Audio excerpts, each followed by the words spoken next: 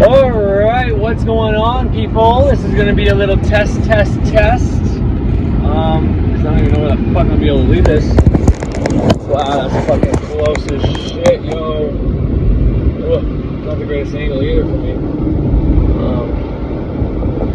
I'm in a different car. I'm in a new car. My new car. Well, it's not new. It's my second vehicle. Hyundai Santa Fe Sport. 4-cylinder, a little cheaper on gas for me to go to Ottawa and back. It wasn't something we were going to purchase because, truth be told, we don't absolutely need two cars, being that my wife works from home.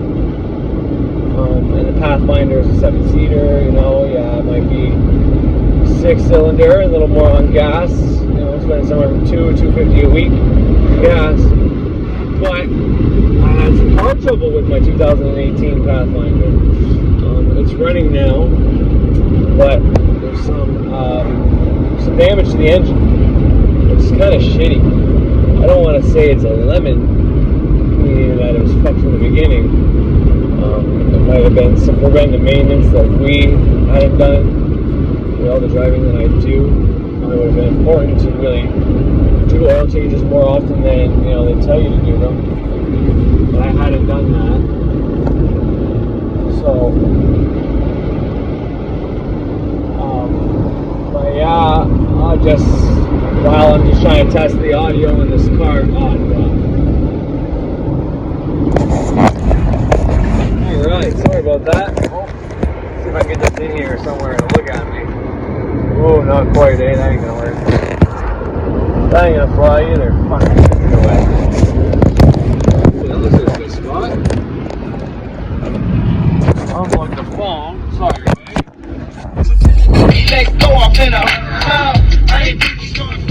Alright, so sorry about that. Didn't want the Bluetooth audio to kick on. I don't know if I already said that or not. It just cut me off. But anyways. But yeah, so not to mention the Pathfinder. It's running now. Initially, like, we were told we might need a whole new engine. Luckily, I mean, to fix what is wrong with the engine is probably the amount of time it would take to potentially not even really fix the problem. So it's one of those things that it's kind of beyond my comprehension, to be honest, right now. But that won't be for long. I can get over. Don't hit my new car. Guys already passed it. So, but yeah, so I'll have to look into that so I can understand more. When I do, I'll let you guys know. But it's working, so we definitely have that vehicle to be able to do our driving around. Definitely, it's able to go on highways that are 80 up to 100. The problem lies whenever you are continuously going somewhere like 3,000 RPMs, which is what you do when you speed up on the highway and pass cars and whatnot. But then you generally, you know, stabilize out around 2,000 RPMs while you're going 100 or more, a little less when you're on the 80s. So it's a 6-cylinder, so you know you put the cruise on it. It tends to go at faster speeds, lower RPMs. Whereas 4-cylinders are better for gas, like city driving, but they'll burn more on the highway unless there's like an eco whatever on it. Sometimes cars nowadays are insane, but yeah, generally you burn more gas on 4-cylinder on the highway, and you burn less gas on the highway with a 6-cylinder. City driving is the reverse. 6-cylinder burns more in town, 4-cylinder does not. All that said, I now have two vehicles, both are in working order.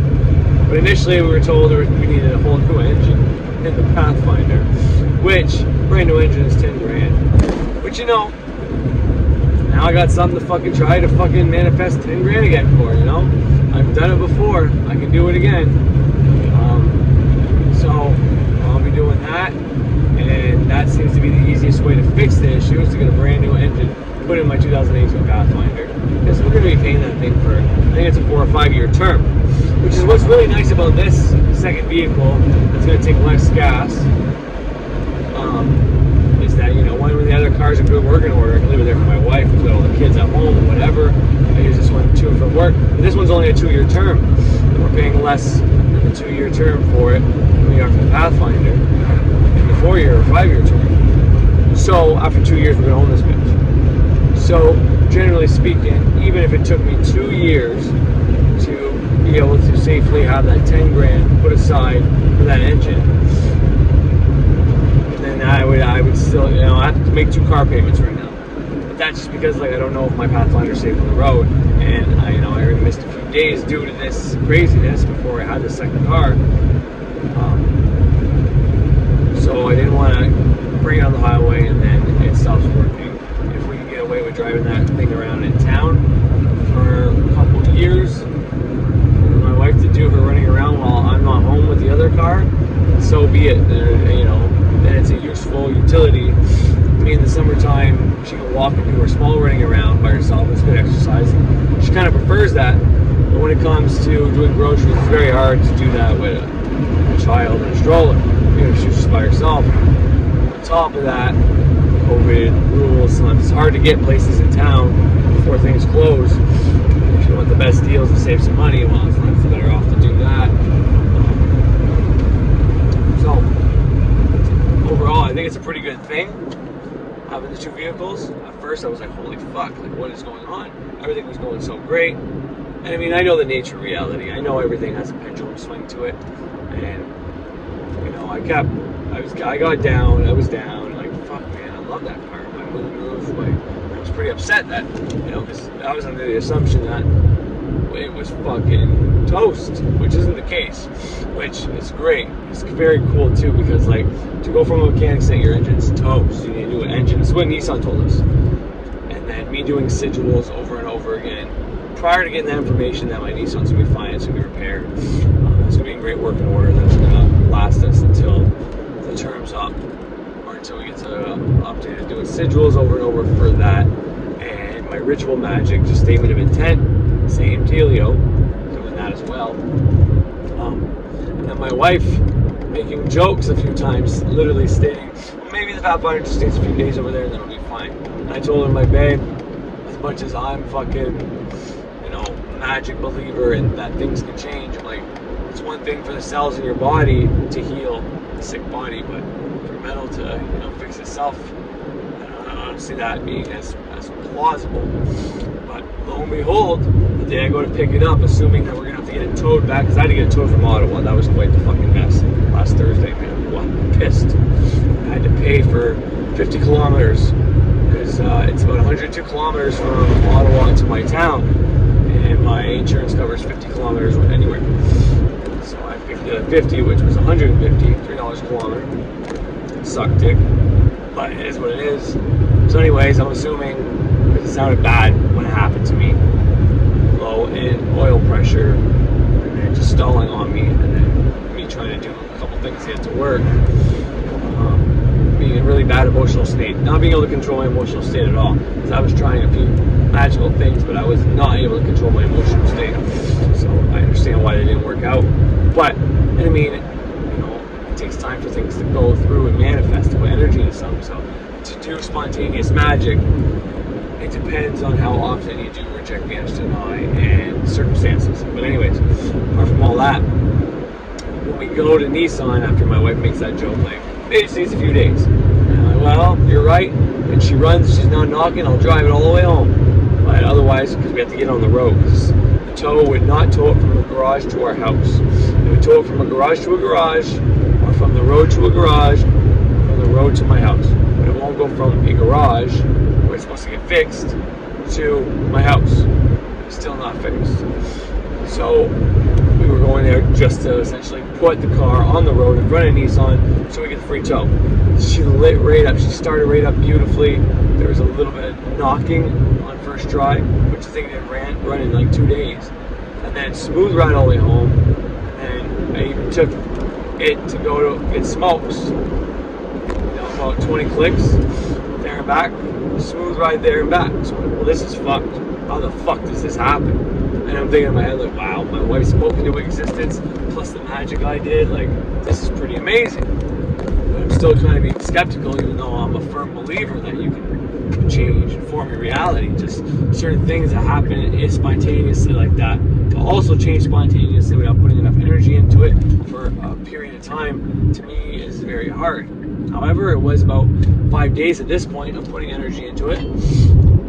So at the same time as I was casting to, I was thankful and grateful that I received a car at a very low cost, that, was going to do our family well and be able to, everything we need. I was also doing magic to keep my Pathfinder fixed, to get the money potentially needed.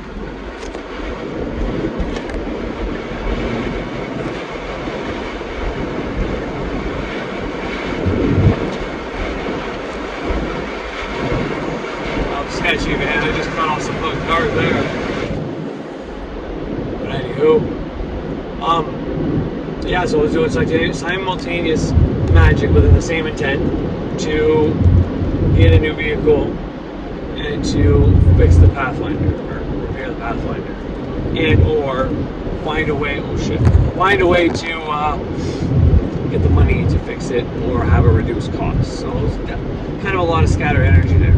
But nonetheless, as of this very fucking moment, I can positively say that, my Pathfinder works. Over yesterday was fine. This new car is working. It seems to be in great working order.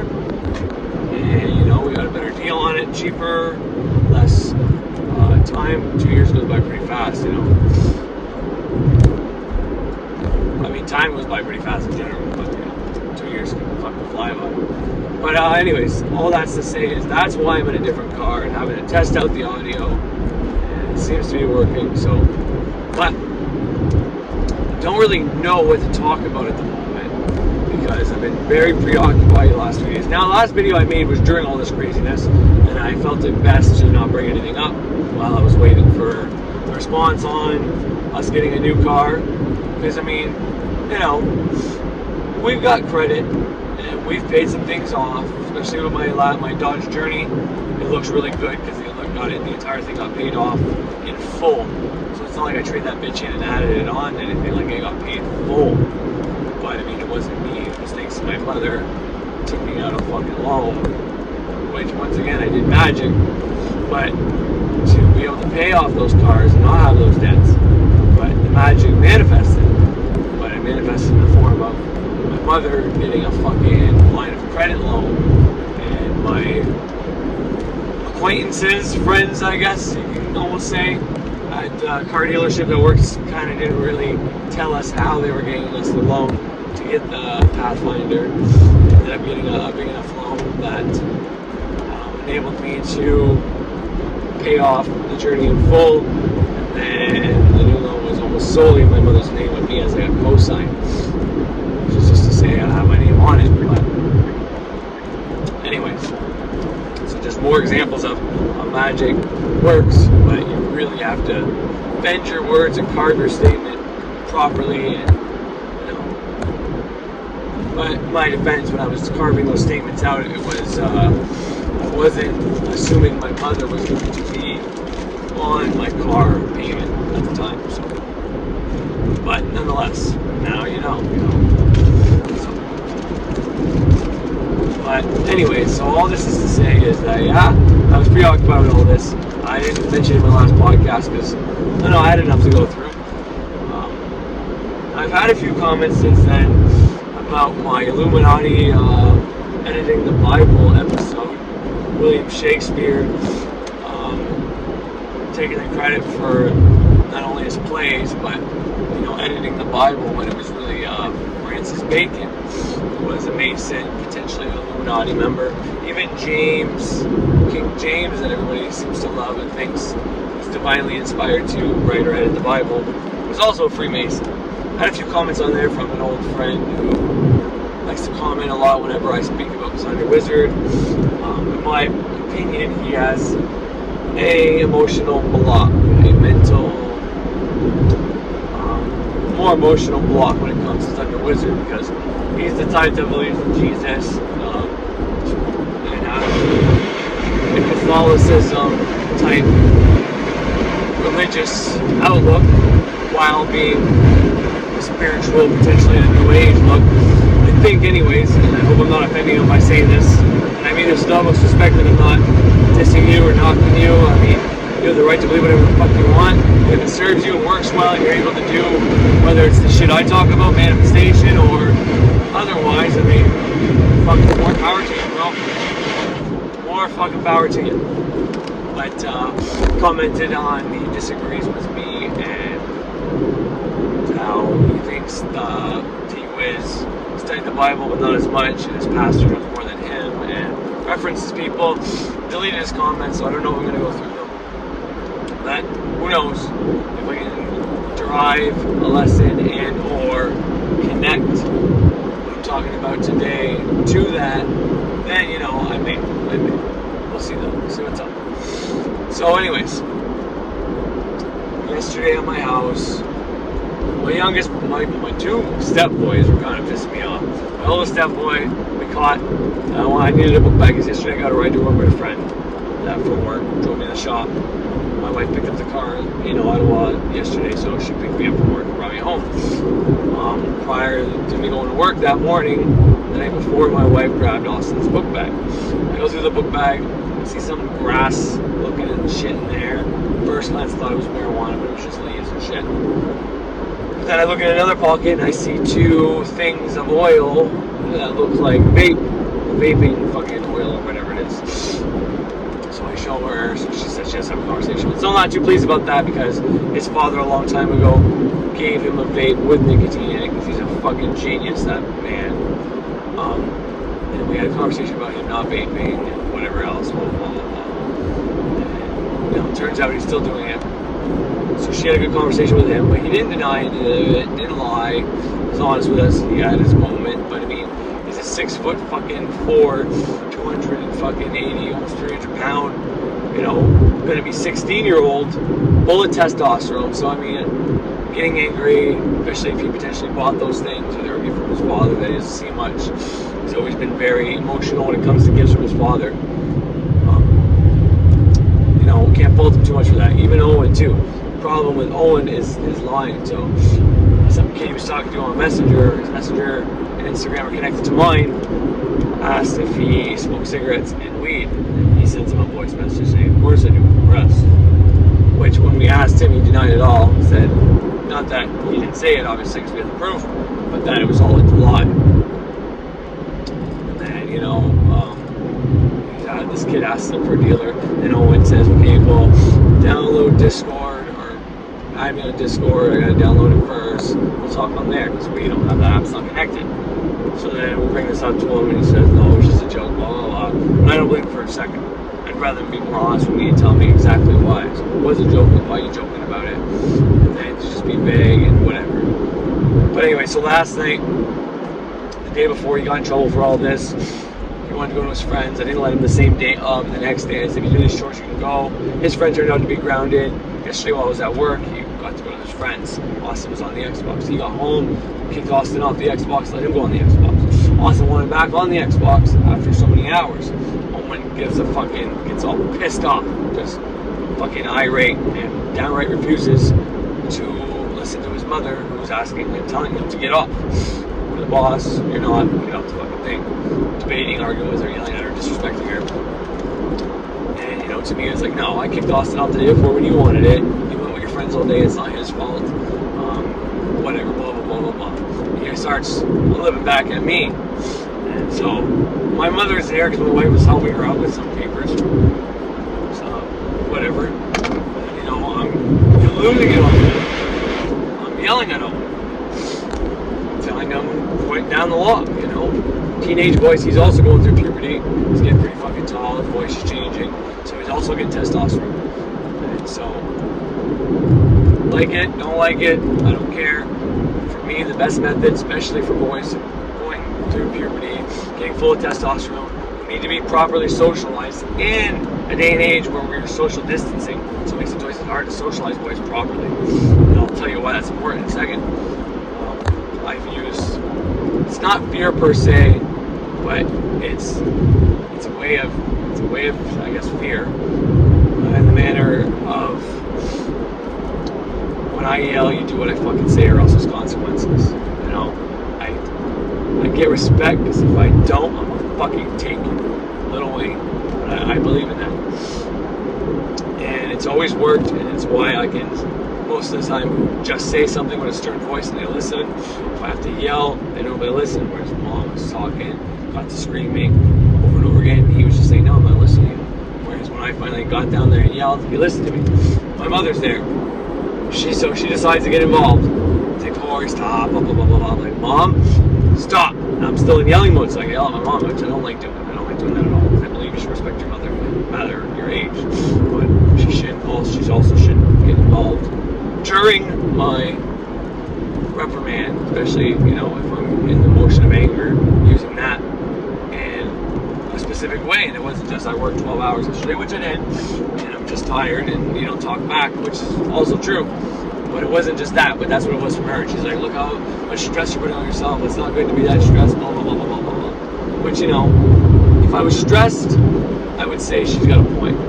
But as soon as it's done, I was more mad about the fact that she got involved while I was reprimanding him, yelling at Owen, when she should have just took me aside after and said, hey, this is why I think you shouldn't do that, and why I didn't do that when I raised you. But she didn't.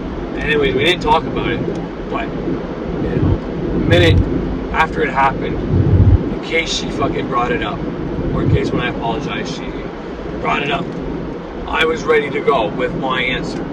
And the first one, the reason why I do that is I need my boys, or getting testosterone, especially Austin. He's big enough to, if he was to channel it right, do it right, train, he'd be more powerful than me.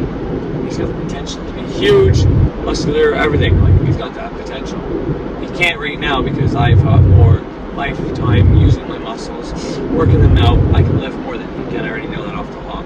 But it wouldn't take him very long to excel past me. That being said, he gets mad enough at his mom one day, and testosterone's through the roof. I need something in the back of his mind scaring him from pushing her, hitting her, doing something. Same when he's dealing with his sisters. And that is the fact that just him talking wrong and talking back and disobeying is enough to make me freak out. Imagine what would happen if he pushed or laid a hand on his sisters, even his brother. But boy, the way they fight sometimes is I reprimand and discipline that a little differently. Because you're so close in age, you're so competitive, and there's so much of that you can't even fucking really, you really gotta be careful with that. But that's the first and foremost, which also plays into the socializing. So when I say socializing with these boys, the main part I'm trying to talk about is respecting authority. So my two boys can't respect their mother's authority, and I haven't been using fear to command respect and get them to listen. And they're going to go through life thinking they don't have to listen to their teachers, they don't have to listen to future employers, university, other adults, people in stores, everything. Hold on a second.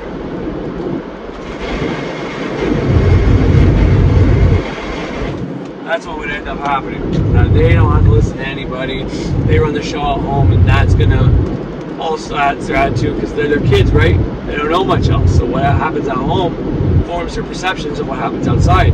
Whereas you and I, depending on your age, if you're an adult like me, at home I can set the role of father and be a good father to the best of my ability. I can be a role model, so to speak, and be able to teach my kids right from wrong without actually being a perfect role model all the time. Obviously I'm a flawed human being, but I can imitate what the perfect ideal or role model should be for these boys, even though I'm not a perfect human being. That's kind of what I mean. I can separate the two, whereas they are learning, they are still absorbing. They need to know that Austin and Owen has to respect their parents, because if they don't respect us at the very least, they don't respect anybody else with their bloodline, and we do everything for them. You can say it's easier to respect other people sometimes, whatever, but I think that depends on how you were raised, what was implanted in you, and so on and so forth. So that's the first and foremost thing when I say they need to properly socialize, which hits on everything from job, from going to university, from finishing school. If they don't respect their teachers, then they're going to have a problem. If they don't respect me and my wife, they're not going to respect their teachers. They're going to have a problem with authority, meaning kicked out of school, like me. Not that I disrespect my parents, but my parents would ground me, and I would just stay out, wouldn't listen to them. And I never disrespected them in a rude way, yelling in their face or anything like that. But the disrespect I did was, okay, I'm grounded, I'm going to go to my job, not going to come home. Because if I come home, they're going to let me leave. So I had a bit of a problem with authority, which happened at school. I had problems with teachers, which then happened in jobs, which kept snowballing. And then I ended up doing a life of crime, being against the police, and then ultimately going to jail, and then having to re-enter the workforce and, you know, get this fucking problem with authority pushed out of the way so that I can work a job. So that's one of the reasons I need them to respect us. Also because, you know, we should respect your fucking parents, especially for all the shit we do for them.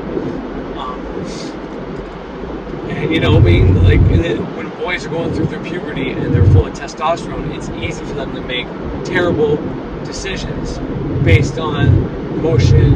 Testosterone can fuel anger and get you in rages. And as most people may know, maybe not, anger is both a positive and negative emotion. You feel both positive and negative when you are angry, whenever there's a part of Mars coming out of you. That's why sometimes it feels good to get angry. So you add that to boys with testosterone, and, you know, whatever, and, you know, you can see how this could snowball out of control. So to have something in there that is a flag for when they're going too far, especially with family, to be able to socialize them even though this is going on, get them to be able to be mad, feel their emotions, but still understand why, and then when they do what I say and ask, we reward them so that they know there's something there. By doing all that, I can properly socialize my two boys in this day and age where there's social distancing. They're not going to get their peer shit because you can't even hang out with other people at the moment and all this other shit. And so this is all stuff that I was preparing to say to my mother if the topic came up. The last thing I was going to say was the reason I wasn't stressed, you shouldn't worry about the stress, was that I was angry. I was part of anger, which for all the previous reasons already mentioned is healthy and helpful because it helps remind them that their role, their place, that yeah, you're a teenager, yes, you're gonna feel like the shit's unfair, but when it comes right down to it, we say goes. And I'm gonna yell louder and I'm gonna scare you and get your respect and get you to fucking listen to me and your mother. And I have my reasons for that. You won't understand them, but I have my reasons, and they are ultimately for your good. But the last thing I'd say to my mom, because she's still a believer in God and Christ and all that, once again, to each his own, you know. I'm not going to tell her that's not right. Fuck, half the time, I don't even know. I mean, I know. But it's like, anger is both a positive and negative emotion. And we were created with the ability to be in fear and love. And as much as, you know, being in fear more than love is probably not beneficial, depending on where you are. You know, depending on where you live, it might actually be more beneficial. But depending on where you are, it may not be a good thing to be in fear more often. But our Creator, God Himself, whoever it was, gave us both fear and love and the ability to use them for a reason. He also gave us the emotion of anger, invoking Mars, which is both a positive and a negative emotion at the same time. It feels good to get mad.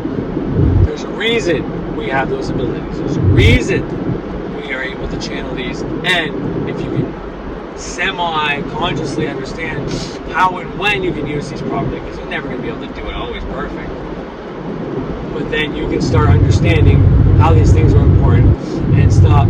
Once again, my last video was about suppressing a part of yourself, how occult, women, the divine feminine, everybody who says the Matrix is bad and all this shit, they're suppressing a part of themselves. Everybody's saying Lucifer, the devil, Satan, suppressing a part of themselves. Well, same fucking idea. If you are suppressing your anger, you're suppressing your Mars aspect of yourself. And yes, it might be a lower nature chakra or energy and all that other shit, but it's one we were given for a fucking reason. It's necessary, so you need to figure out a way how to use it properly and not in a way that's going to harm you and your relationships. And, you know, when it comes to children, especially boys going through their testosterone stages, I think this is one of the best ways to do that. The one I just said. So that was all I was going to respond, and that's kind of what I want to get into today, is everything I just fucking mentioned. And it talks about how these are fucking, you know, emotional states that are given to us, that we should utilize, that are important for a reason, have them for a fucking reason, so, you know, let's not suppress them. But anyways, I'm getting close to work. I don't even know if I know where I'm going yet. My boss has texted me, so I'll continue this on the way home from the new car. Anyways, hope you enjoy so far. We'll see you in a bit. Alright, all done work. It's Friday. Yeah, baby. Did I have you? Oh, new car. Get it all.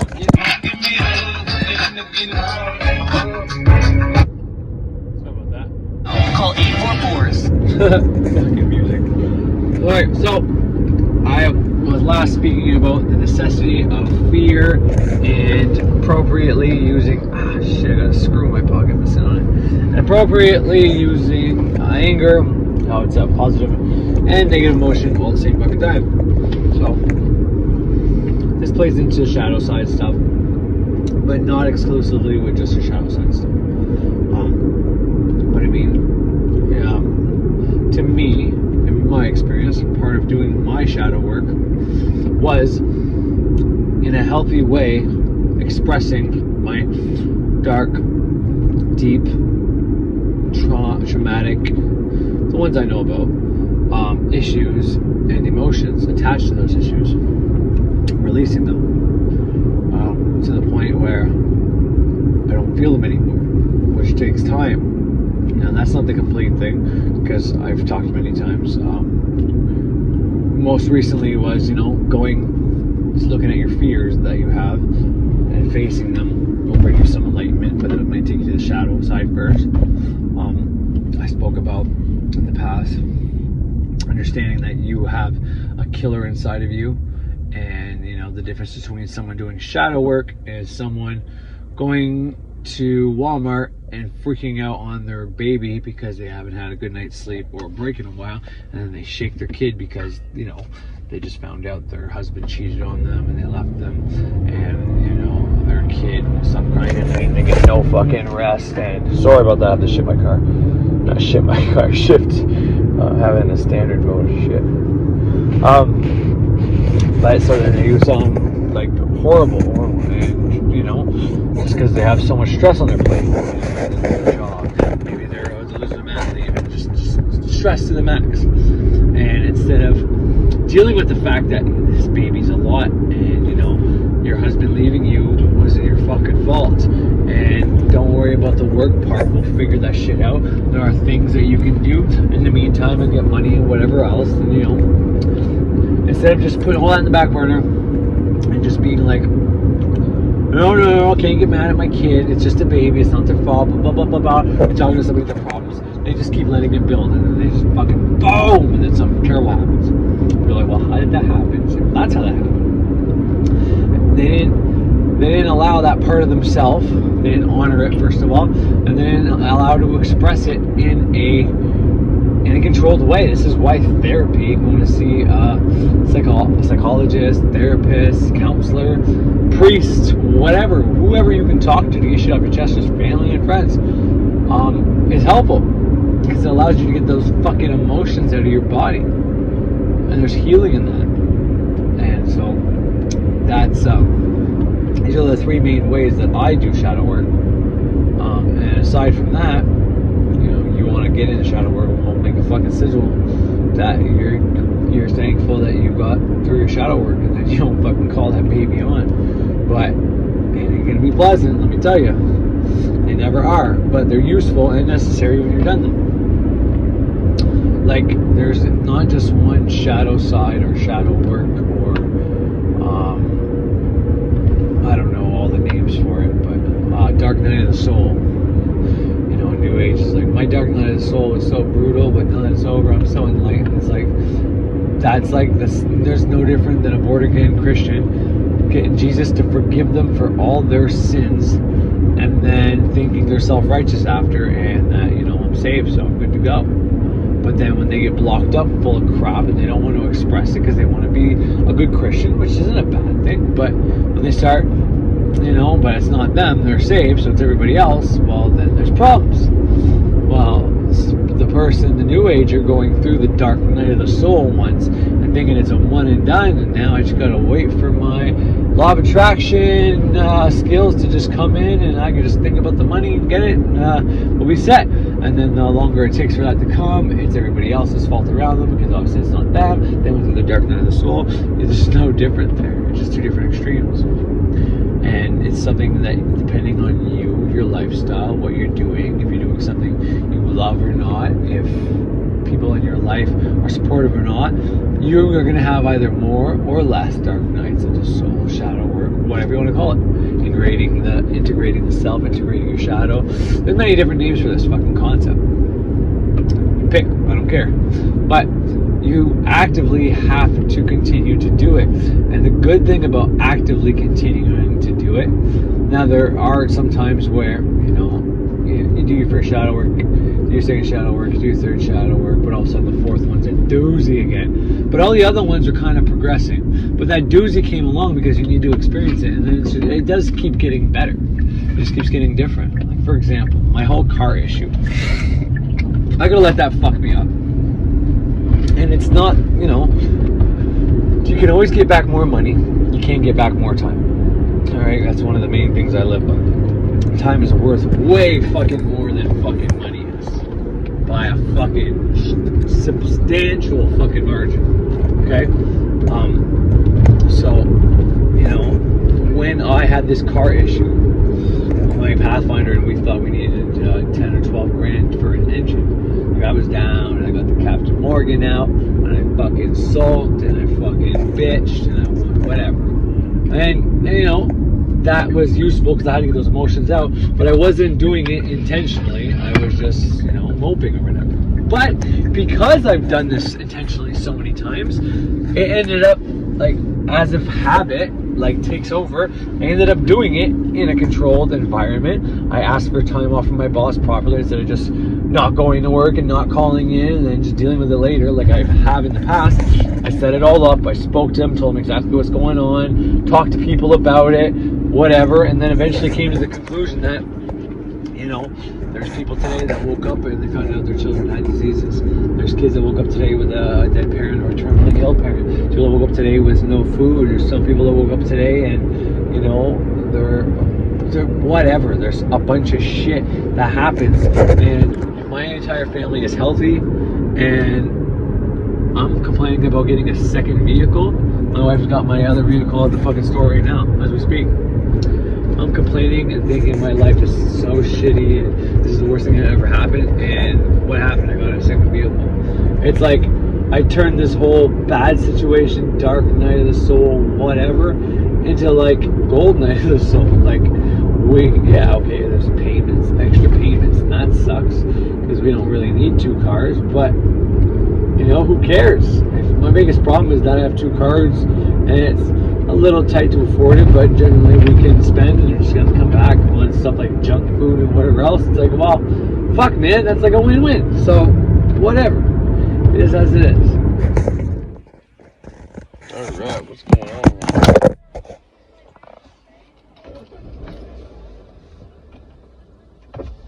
Sorry about that. Okay, so new day, next day. I added a little bit to whatever. I don't know the last thing I was talking about. Maybe I should go look at that. Alright, I refreshed my memory. So, just to close off what I was saying there real fast. When I say soul, dark night of the soul turned to gold night of the soul, because there's multiple ways to look at everything. Okay.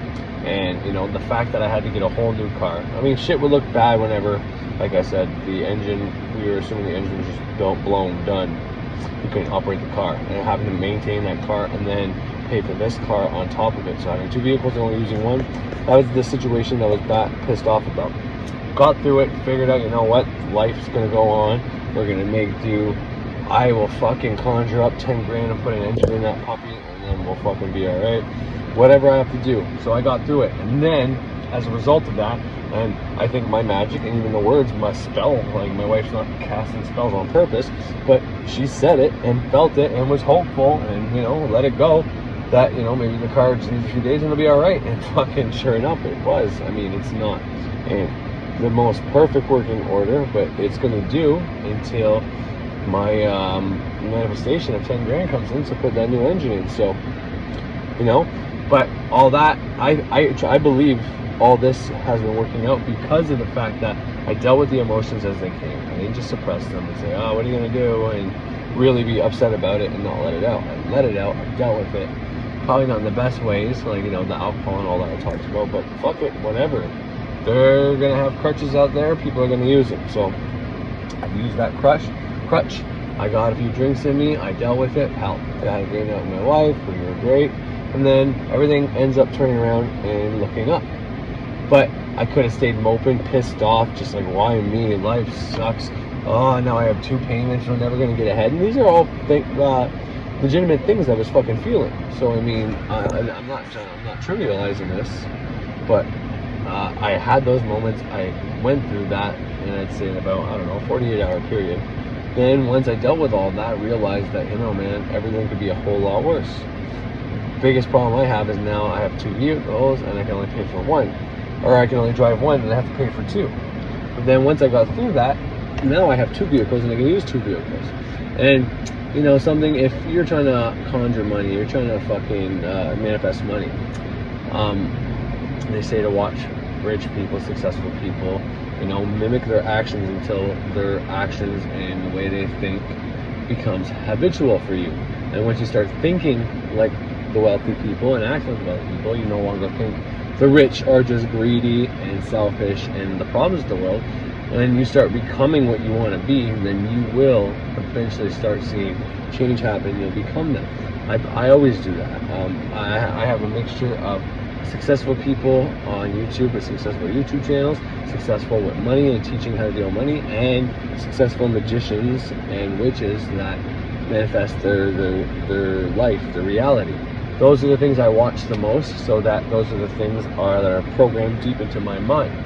And so when I have problems that come up, I'm not going to think like me, who's going to get all worried and anxious and all that. I'm going to think like the people I surround myself with, which are those people. And I'm going to start resolving my issues like they would. Likewise, things in my life will end up working out, becoming an up spiral rather than a down spiral. So wealthy people probably have 2 or more cars. So now I'm back in that owning 2-car club, 2-car in 1 household club. My wife has a car, I have a car. You know, each in our fucking names, so to speak. So that's a pretty good thing, and that's why I said it's a gold night of the soul, because instead of having it all dark and shitty and my life fucking, you know, seemingly falling apart before my eyes and not knowing how I'm going to pay for 2 fucking car bills, financing 2 fucking vehicles and all that shit, instead of all that crap going through my mind and just moping about that shit, I changed it into I am a fucking wealthy man with 2 fucking vehicles now, and that's amazing. Great time for summer. We're gonna have a great time with this, you know. And in 2 years this bitch will be paid off. The other one will be only 2 more years to go on it, and by then I've already manifested the new engine, so I'll have my Pathfinder will be like a brand new Pathfinder with a brand new fucking engine in it. Well, brand new for that year, because you can always get an engine. Like, that's the thing. Like, I'm hoping the price will go down, and it should. The older the car gets, the older, the less the engine should be. I could be wrong about that, but nonetheless, I'm starting to manifest 10 grand so that I can do it. And then it's like having a brand new engine, like no kilometers on it. You know what I mean? For $10,000, putting that in. I know it's a pain in the car, but you see what I mean? So then I could be like, fuck, this thing's 10 grand and this sucks. Or I could look at it like, well, no, I'm getting a brand new fucking car, and I'm only gonna have 2 years left to pay on this car.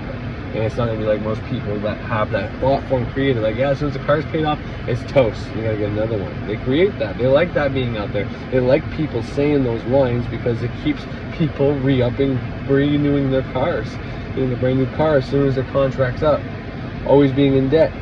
Well, that's not gonna be the case for me, because I'm gonna have 2 years left, 2 or 3 years left owning on that car, and I'm gonna have a brand new engine in it.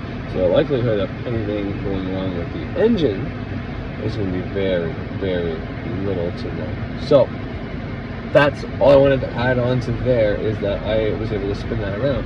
And how am I going to connect this all? Well, all right. So we're at Giant Tiger. My wife came back, so that's why I had to stop. Oof. All right. So how am I going to connect this all? Well, I was able to by doing training for the last 5 years, so it's not like it's an easy thing. Anybody telling you the spiritual shit's easy to do, transformation shit's easy to do, they're fucking lying to you.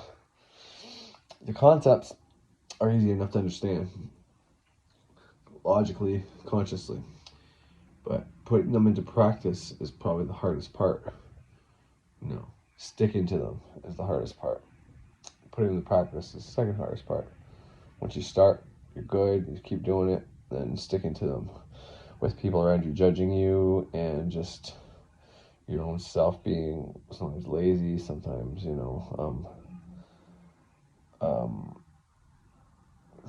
can't remember the name of it, but the person that puts everything off, just not doing what you should be doing. That's probably the hardest part. But anyways, I don't need to talk about that. But 5 years of this training and going through dark nights of the soul, like I said earlier, it's not a one and done. Don't think because you had a dark night of the soul that you're done. You get multiple of them, and that's a good thing. It's not a bad thing. This is how you evolve. You don't just evolve once and boom, you're done. It's like, no. Life is always changing. Everything's always evolving. You can't understand all the secrets and the mysteries. Just, you dove into it and everything's not as it seems. We've been lied to, and the real way to do spirituality is to, use the planets, use your words have power. You understand all that stuff. It's like, okay, I'm done. It's like, well, no. I mean, that's a great start, but it's like, it's not done. Not by a long shot. So, but once you go through that, you realize all those things and start getting your subconscious mind, then your subconscious, your reality, as you're developing new programming, your reality starts to change. And with that brings trials, hard times, things you have to strive through. And these are little tests to say, okay, is he going to stick to spirituality, or is he going to fold like a fucking piece of paper in the wind? And is he just going to say, fuck the spiritual shit? And then you get through that dark night of the soul, and maybe it's shadow work you have to do, maybe it's not even shadow work yet, which is a good point. If you didn't even do shadow work yet, you're just being tested by life, and you're going through a hard time, then it's like, okay, if you think you're evolved after that, and that's it, and you're done, it's like, no, far from it. And I'm not saying this to scare anybody, but I want people to be prepared what they're signing up for. And one of my first podcasts was that the purpose of the transformation process is to get you ready sooner. So you go through your entire life to get 1 or 2 life lessons, and you get reincarnated. Let's say, this is just hypothetical. I'm not saying that's how it is, but what you're doing by diving into these mysteries is give me a bunch of lessons, as much as I can take on until the end, And this is probably why people that are super spiritual, like monks, practice all by themselves. It's probably too hard getting all these life lessons that are thrown at you when you have people around you that depend on you and shit like that. It ain't fucking easy, let me tell you that. But every time this happens, it's a good process. You get a little evolution every time, but you're not evolved, you're not transformed, you're not enlightened. You're more enlightened than you were previously. And shadow work is a big part of this. And I think the suppression of the deities, like I have already made the comparison from what I talked to last time to now, when it comes to Lucifer, or the devil, or Satan. People that are suppressing anger. Well, anger was the example I gave earlier, which is invoking Mars, which is one of Mars's entities that are associated to him, but like the devil isn't Mars. Well, the devil is Mars, but Mars isn't the devil, I guess is the best way to put that. Meaning, the entity of the devil is a derivative of Mars, but Mars is not only the devil. Mars is devil, it's Ares, it's the god of war, it's all the other pantheon names, gods that are like the planet Mars and invoke the same attributes. But anyways, all that's to say is by the suppression of the devil, Lucifer, whatever, a lot of people are in a state of they're fucking themselves over. Let's just say that. And it's how our society is made. I think the story of Lucifer is best. Alright, what's going on? I'm glowing a bit because I'm up by a fire, a little fire. We had this fire pit in about 5 minutes because we had a couple people come over. Everybody's gone in the house now. Anyways, suppression of Lucifer. The story in the Bible to me is a story to teach about pride. You know, there's something to be said about the 7 deadly sins. Associate those with demons, give them names. That creates thought forms. That's bad. But you go back to the early Greeks, and the early Greeks thought of demons as daemons and as a part of you, a part of your conscious.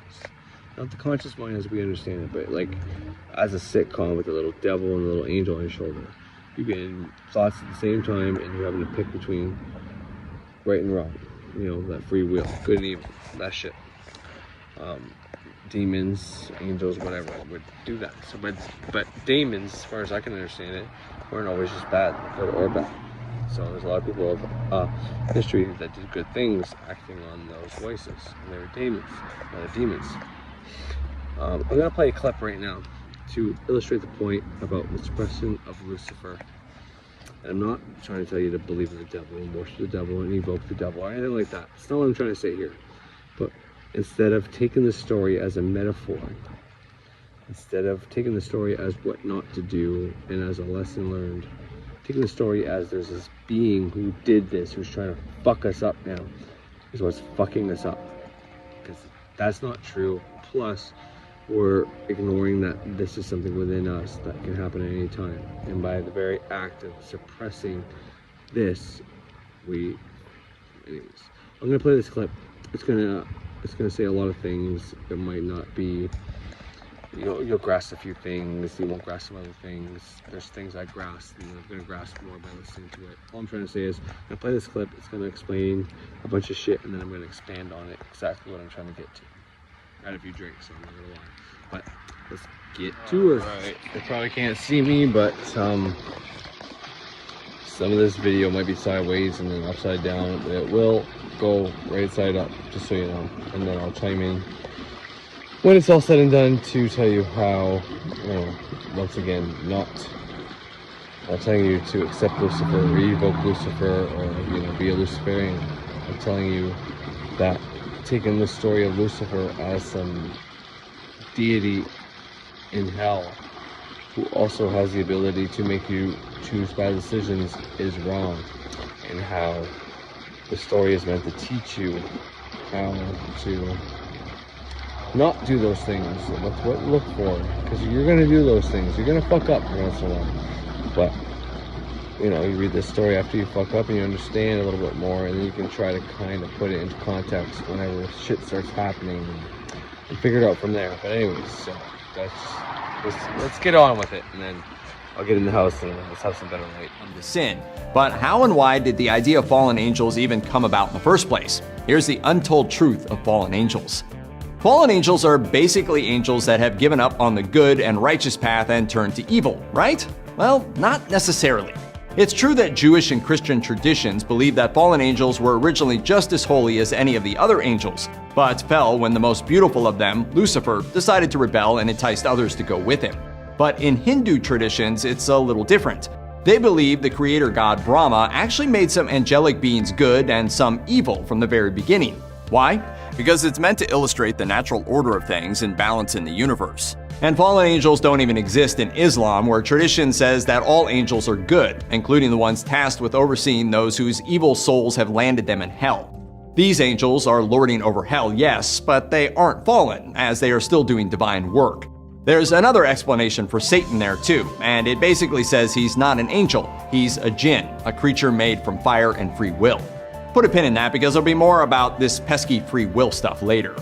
Historically, those who believe in fallen angels typically have believed them to be responsible for things like tempting mortals into sin, and fallen angels are tricky about it too, sometimes masquerading as good angels as they torment and tempt. How do believers know all this? Well, these days, most of it comes from the non-canonical book of Enoch, which was written about 350 BC.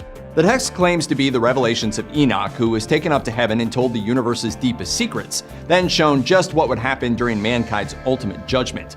Enoch shows up in other texts as well, which claim he lived to be 365 years old and eventually told his tales to his son, Methuselah, who lived to be an impressive 969 years old. Strangely, even though the stories of Enoch were influenced by the mythology of places like Babylon and in turn influenced Judaism and Christianity, the only place that all 100 chapters of the book survived was Ethiopia. And among those chapters was a fascinating explanation on fall.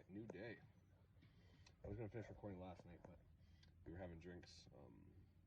I'm not good with people. Let's just say that.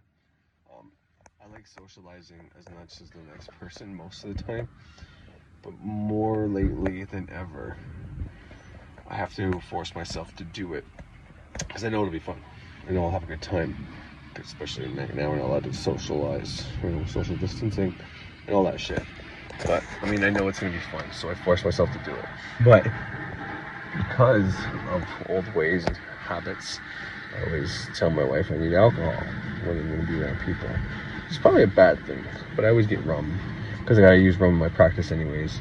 Gotta spit it on my, I gotta blow it onto my nganga, feed it as payment. Thought forms, a few of them take rum. A bunch of my ancestors and different spirits all use rum as payments and whatever else. So I mean, I always need rum in the house anyways. And you know, if you look at my fucking Mickey I got yesterday, there's still like this much at the bottom, which is perfect. Which means I had probably about 7 shots out of it. Which I just drink straight, by the way. I don't mix it, I don't do anything like that. Because to me, it's like I'm not drinking to be social. I want to drink, and, you know, for the look of it. It's just like, if we're drinking, we're getting a buzz, we're going to have fun, we're going to say things that we probably wouldn't say, get out of our heads a little bit, and then it's over. I don't want to drink too much. I don't want, you know, because with the juice, sometimes that can happen. You piss like a fucking racehorse, blow yourself, too much sugar in your body, and just so much shit. So, just straight. Now, don't get me wrong.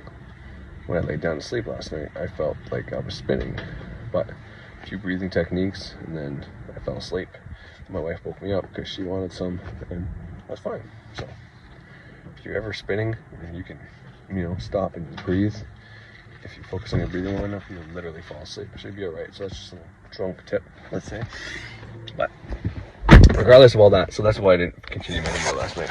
But so at this point, I believe you are at the first part of this video, and I stopped it, or it's further along than that. One of the two, I'm not positive. But I think it's very,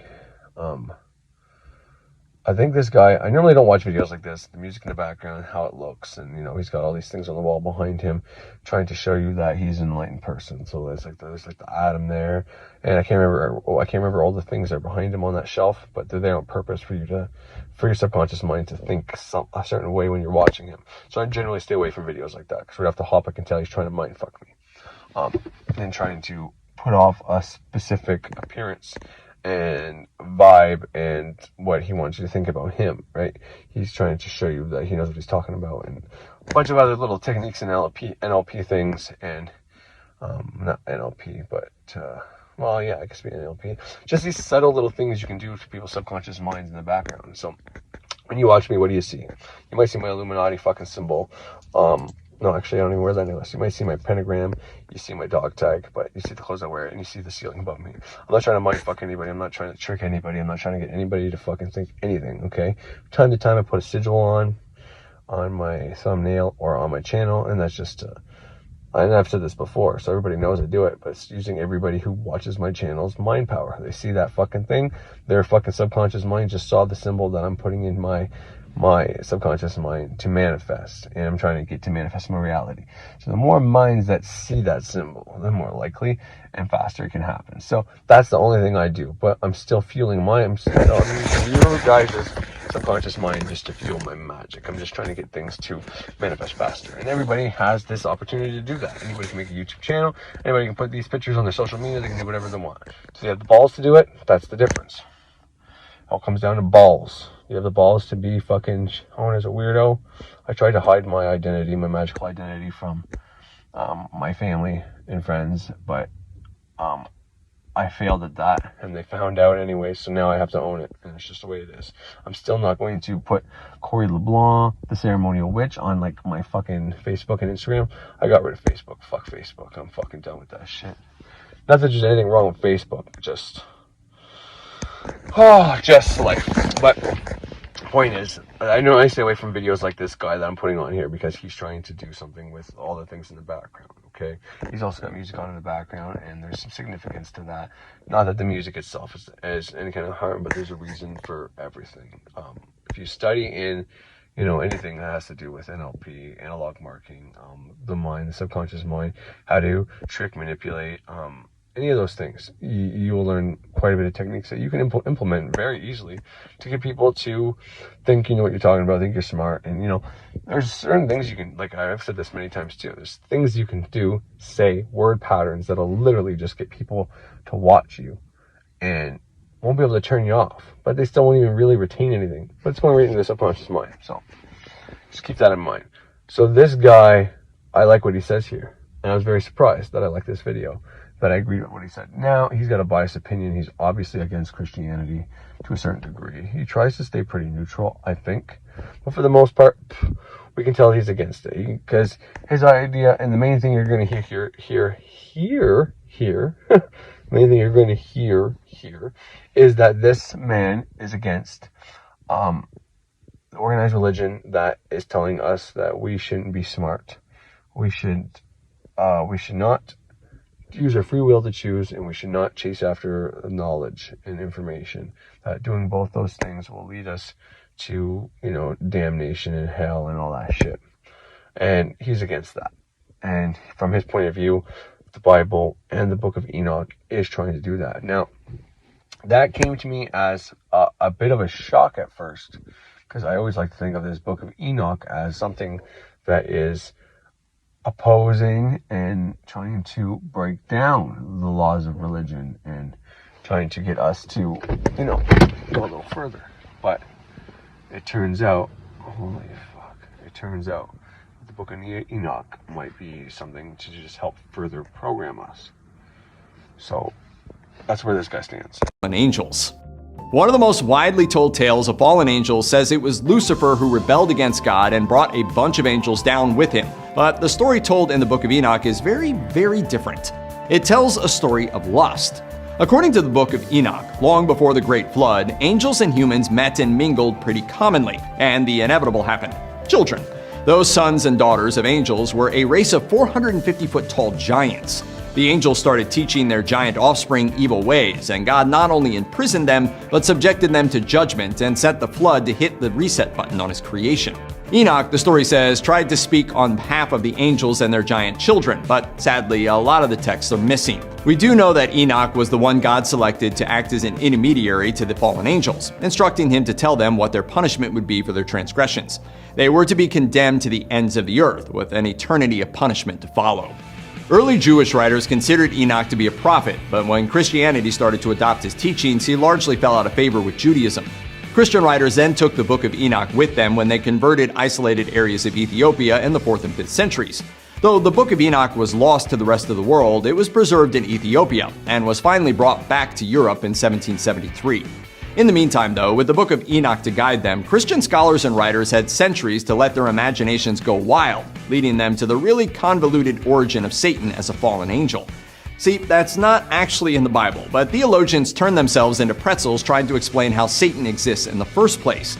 The reasoning went like this: God created everything in the universe, and therefore God created Satan. But the only thing God creates are good things, so therefore Satan must have been good at one point. He also needed to have the free will to turn bad, but since he clearly wasn't human, he must therefore have been a fallen angel. Clearly, these scholars went to the Princess Bride school of logic and reasoning. Studying, you must have learned that man is mortal, so you would have put the poison as far from yourself as possible, so I can clearly not choose the wine in front of me.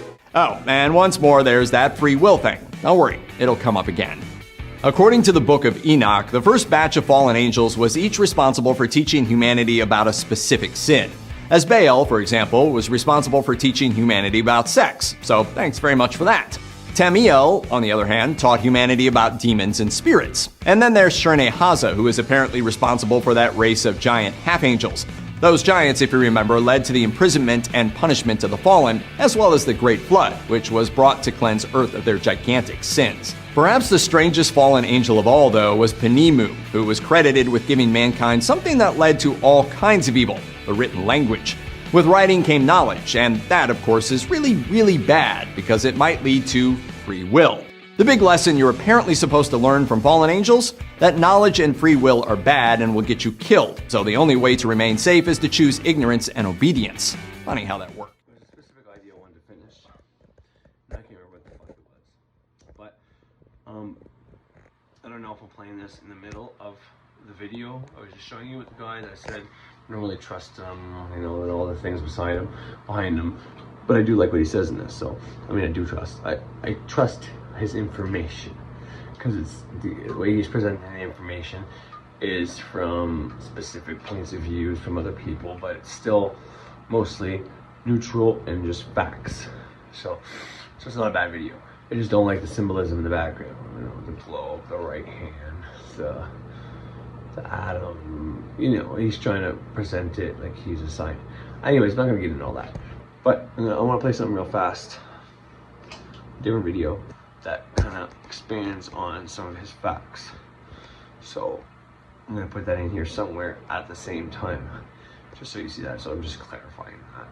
But what my aim to do here is, you know, from my fire that I had last night that you saw me like not long ago in the clips with the fire, me talking about anger, invoking Mars, devil being associated to Mars, but also associated to Venus mostly, which is kind of what I want to play here. It's just the actual Latin words, I think, or Hebrew, I can't remember which one it is, but the actual words that the Bible was written in previous to this, before it was changed. And you know, there's people that says, no, it hasn't been changed as much, and I know it, I read it in Latin, I know what it means, blah, blah, blah, blah. It's like, okay, it's fine, think what you want, but there's a lot of fucking shit that's been changed, so it is as it is. But I'm gonna play that for you right now, just so you can hear it, so you can see for yourself how the shit changed when I get up in our language. And I understand that happens a lot, right? You switch things from French to English, sometimes you don't have the exact word from French to English, so I know some things are like that, and I get that, but then there's some other things that are just strange. The stretch that they make when they do the fucking translation is just phenomenal. But anyways, so let's go do that right now.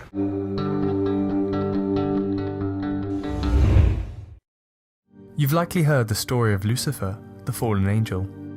According to Christian legend, Lucifer was the most senior and most beautiful angel in God's heavenly court. He wanted to be more powerful than God and rebelled along with some other corrupted angels. After an ensuing heavenly war, Lucifer and other angels were banished from heaven and descended all the way down to hell. Lucifer, now a fallen angel, became the devil. His fellow fallen angels became demons. Okay, with me so far? Good. The story you've just heard is not in the Bible. Well, at least not in the way it's often told. The real origin of Lucifer is a lot more interesting. It's actually one of misinformation, conflation, and one very curious mistranslation. Let me explain. Before we get into wars in heaven, fallen angels and hellfire, let's start with his name, Lucifer. It's just one of many names used for the devil, like Satan and the beast, and those names are used quite a lot of times in the Bible, but only once is the name Lucifer ever mentioned, and that's in the Old Testament's book of Isaiah. In chapter 14, verse 12 of the book, the prophet Isaiah says this: "How you are fallen from heaven, O Lucifer, son of the morning! How you are cut down to the ground, you who weakened the nations." Even though the name Lucifer is mentioned, this taunting remark is actually directed towards the arrogant king of Babylon, whose kingdom had just been destroyed. Isaiah is basically teasing him for it. So, "How you fallen, O Lucifer, son of the morning," kind of just means, "King of Babylon, oh look how the mighty have fallen." But why did Isaiah need to call him Lucifer? What's Satan got to do with any of this? Well, you might say, Lucifer was ungraciously cast down from heaven as well. So, likening the king of Babylon to Lucifer is actually a pretty good comparison here. And yes, you would be right. But the thing is, if you examine the text in its original language, Isaiah was never really making this comparison in the first place. When we read the same text in its original language, Biblical Hebrew, Isaiah's taunt actually sounds a bit like this: Ek napalta mishamayim helel ben shachar, nigdata la'aretz cha'olesh al goyim. Did you hear me say the word Lucifer? No. Nowhere does the real Isaiah actually say this name. Instead of being called Lucifer, the king of Babylon is called Helel ben Shachar, literally a shining one, son of morning. In Hebrew, a shining one, son of morning, does not refer to Satan or the devil, but a planet, the planet Venus, otherwise known as the morning star. Besides the moon, Venus is the brightest body in the night sky, and because it's so bright, is often the first star that can be seen in the evening, and the last star you can see when the sun comes up. Hence the name, the morning star, or in Hebrew, shining one, son of morning, Helel ben Shachar. So back to Isaiah's taunt about the morning star, and it all begins to make sense if applied to the planet Venus. By describing the king of Babylon as, O shining one, son of morning, Isaiah is likening the king's epic fall from grace to the movement of the morning star, which every morning appears to fall from the sky into the underworld. In the Sumerian religions of ancient Iraq, the goddess Inanna was associated with the planet Venus. There are several hymns of praise to Inanna in her role as the goddess of the planet, but a particularly famous hymn, Inanna's Descent to the Underworld, describes how, unlike any other deity, Inanna is able to fall from heaven, descend into the netherworld, and rise back the next day, just like the planet Venus does every dusk and dawn. We've established that Isaiah is actually talking about the movements of the morning star, the planet Venus. But how on earth did it become Lucifer? Well, once the Bible was translated to Latin by early Christians, they came across Isaiah 14:12 and translated the Hebrew word for morning star into their own word for morning star, Lucifer. Lucifer is a Latin word for morning star, with the word literally translating to light bringer. In Greco-Roman myth, the morning star was often personified and considered a god, and in some myths, considered to be the son of Aurora, the dawn. How did the morning star, Lucifer, aka Venus, turn so evil, and where do the fallen angels come in? To thank for that, you have the Book of Enoch. It's an apocryphal biblical text written around 300 to 200 BCE, and it didn't quite make it into the final cut of the Bible, but was incredibly popular in Second Temple Judaism. In the Book of Enoch, there's a chapter called the Book of Watchers. And in this chapter, we have the Watchers, who were dispatched to Earth to watch over humanity. But they did a terrible, terrible job, and they soon began to lust for human women, and, led by their leader Samyaza, all started to defect from God's command, and began to procreate among human women. The offspring are called the Nephilim, or giants, who pillaged the earth and endangered humanity. Samyaza and his fallen angel cronies also began to teach the humans certain forbidden arts, like weaponry, cosmetics, mirrors, sorceries, and other hidden secrets. Meanwhile, God's looking down in anger and disbelief, so allows a great flood to rid the earth of the corrupted humankind and those Nephilim, but first warning Noah to build his ark, as described in the book of Genesis. Afterwards, he gets his loyal angels to punish the fallen watchers, including their evil leader, Samyaza. Remember, none of this is actually canon for mainstream Christianity or Judaism. It's labelled as an apocryphal book.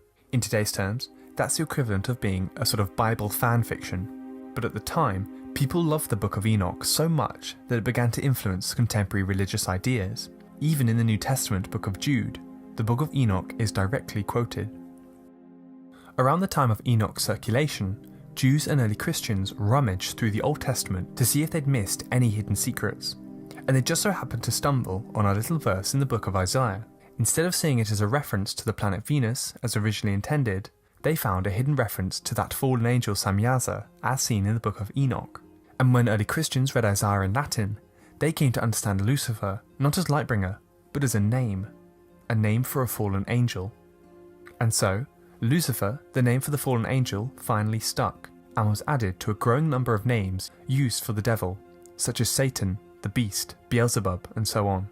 Now each one of those names have their own fascinating origins that I'd love to cover in a future video, but for now, I'll leave it at that.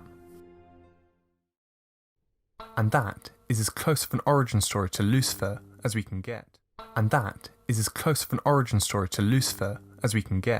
It's a story of how a planet accidentally became a fallen angel.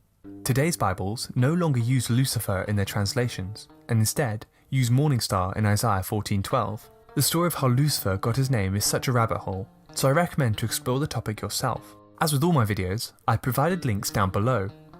If you're new here, I'm going to use my pathfinder here. to do the rest of this video and finish it up, just so people know I'm not lying about the double car thing. There's my moonroof car. Gotta love her. But I don't have the keys because my wife, so I have to hop in there. Santa Fe here. Let's finish this video up, shall we? Alright, so I played that video to show a little bit about the actual text and what it says. And because the first video, I can't remember, I think he makes the reference to the King of Babylon and Jeremiah and the Watchers and Enoch from the one guy, who I'm going to let finish up here in a second. But I played this one just because he gets in a little more details about exactly, it gives you the exact text and what it means and all that. And you can verify all these facts if you want. And I remember making an episode a long time ago, 2 years ago maybe now. Why does my radio keep turning on? It's insane. Maybe I'll just turn it down so you can't hear it. But so what I'm trying to get at here is this is a metaphorical story, whether it's the Watcher's story or the Lucifer story, whether it's about the Watchers coming down and taking wives upon them, or it's the Lucifer story, having a fight in heaven. These things aren't real. They didn't actually happen, and they are metaphorical, and there to teach us a story. But this shit got spun. Now the first guy says it great, and the second guy also says it as well. How the philosophers or the Christian, I guess it was philosophers, I'm not sure, Christian mystics or whatever, had to spin it around how God makes everything, and so therefore God made Lucifer. But because Lucifer changed and went against God, they had to make Lucifer once good, once an angel, also have free will, be able to love himself and love God and try to blah blah blah blah. So they had to twist that all around. And then after, I don't know if I think I just played it, and then I played the next part, and then he says they also had to deal with the fact about the fallen angels, because of all these other angels that came down to earth and do that. You got two different stories here. You got all the fallen angels that follow Lucifer, but then you have all the fallen angels that just came down and did stuff. So this is enough to try, it should be enough anyways, to show people that, you know, this shit is fucked. First of all, that two different stories, but they're explaining the same thing. Now, real fast here, I want to show you something. This came to me last night when I was in the bathroom, because I was trying to work out, okay, these are stories, these are movies, these are like when people make movies, right? We mimic this. And I thought of a specific movie. I couldn't remember the name of it until I know it now. I remember the Goo Goo Dolls making the song Iris for this movie. And it's a Nicolas Cage movie called City of Angels. I'm going to play you two clips here right now of this, okay? Now, all the shit we just talked about the Watchers fallen, the Watchers coming down and fucking women and making Nephilim, okay? And Lucifer fighting and then falling down. So I want to keep all that in your mind, but then watch this point of view of the same thing. These are two trailers. Hopefully I don't get fucking hit hard for copyright infringements on this. They're just trailers, so, you know, but I'm going to play it anyways, and I'm going to hope for the best. And I might get blocked, so if you're watching this and this isn't on there anymore, it's because I got blocked, and I'll figure it out after. But I'll leave the links below for you to check it out, and I'll explain the story to you. What if angels walked the earth, here among us, silent and unseen? That doctor in the operating room, she looked right at me. And one of them, no one can see you unless you want them to, fell in love with one of us. And if I want her to? What do you want to do? To help her.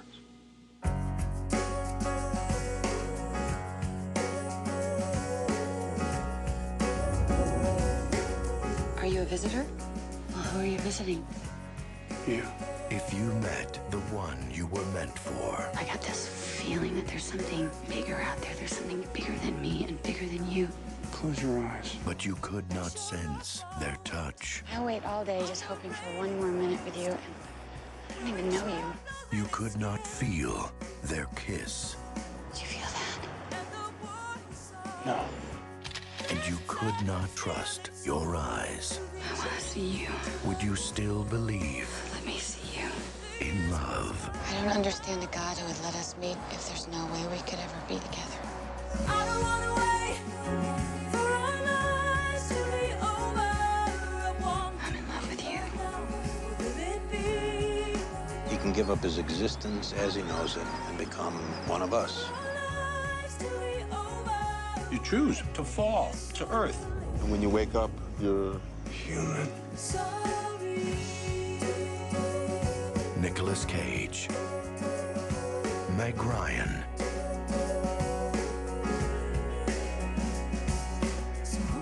City of Angels. All right, so there's a lot in there. Okay, that was the two clips. The first one I think gave me a little more information, but the second one did good too, because that one guy you see, the heavier set guy, says he wants to give it all up for you. He was also an angel before. I'm pretty sure you gathered that for the second one. But I like how it says you can choose to fall to earth from a high height. If you want to go watch more trailers of it, one of the trailers is just him contemplating that and then making that fall. Okay, now if you want to go watch this movie, if you haven't watched it, you're gonna have to skip the next 5 minutes without listening to it, because I'm gonna spoil something for you. So here's your chance now. Skip ahead. City of Angels, Nicolas Cage, Meg Ryan, a fucking bomb movie. It's stuck with me my whole fucking life because it's such an amazing story.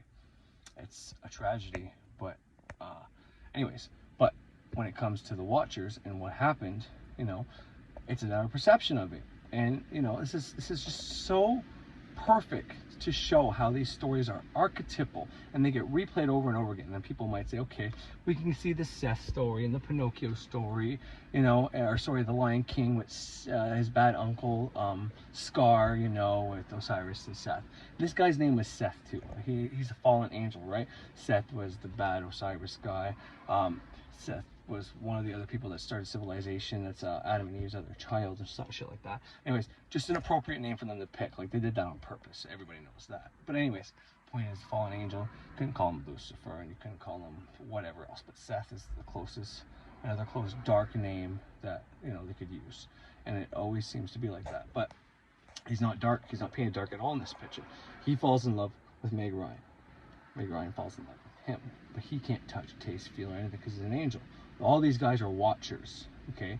They actually say that in so many words. They call themselves angels, City of Angels, right? But they're there to watch humanity, to make sure everything goes smoothly. That's their job. But him, out of all the other ones, chooses and ends up feeling something for humanity, falling in love with humanity. And it's a way of perceiving what happened with the Watchers. They came down, they fell in love with the women. Who could blame them? My God, if there's such a thing as a God, like I'm not always, I know there's an all and something, energy source that's created all of us, but we're all part of him. So, but let's say you believe in God.